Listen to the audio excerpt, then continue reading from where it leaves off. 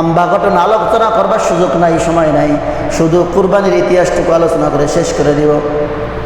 ইব্রাহিম আলাইহিস সালাম মালিকের দরবারে দুহাত তুলে মালিকের দরবারে চোখের পানি ফেলে কান্না করে, মালিক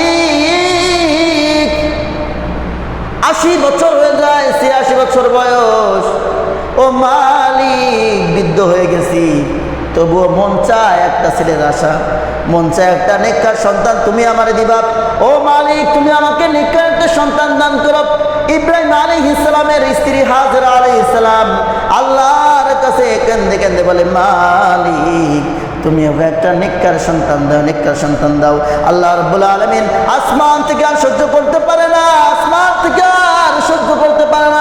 আল্লাহ রাব্বুল আলামিন জানায় দিলেন, ফাবাশশারনাহু বিগুলামিন হালিম। আমি আল্লাহ রাব্বুল আলামিন তোমাদের জন্য একটা নেককার সন্তান আমি আল্লাহ রাব্বুল আলামিন পাঠিয়ে দিলাম। এবার ইব্রাহিম আলাইহিস সালাম, এবার হাজরা আলাইহিস সালাম সঙ্গে সঙ্গে খুশি হয়ে গেলেন। সুবহানাল্লাহ। ভাইরা আমার, ইব্রাহিম আলাইহিস সালাম আল্লাহ রাব্বুল আলামিন তাকে নেককার সন্তান দান করলেন। সন্তানটা ধীরে ধীরে বড় হয়, সন্তানটা ধীরে ধীরে বড় হয়, আস্তে আস্তে বড় হয়।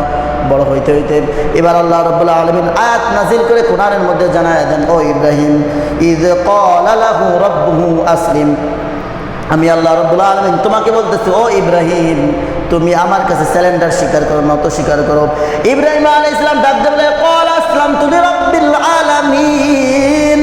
আল্লাহ আমি আপনার সামনে সর্বদা নত স্বীকার করেছি, আমি আপনার কাছে নত স্বীকার করলাম।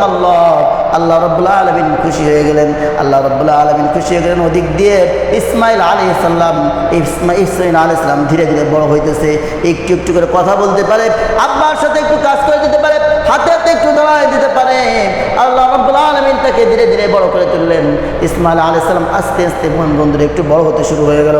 এরপরে দেখা যায় ইসমাইলের প্রতি আগে যখন ছোট ছিল এখন ততটা ভালোবাসা ছিল না, কিন্তু ইসমাইল যখন আব্বু আব্বু বলে ডাকতে পারে, আম্মু আম্মু বলে ডাকতে পারে, তার প্রতি আব্বু আম্মুর ভালোবাসাটাও দ্বিগুণ হয়ে গেল, আরো বেড়ে গেল।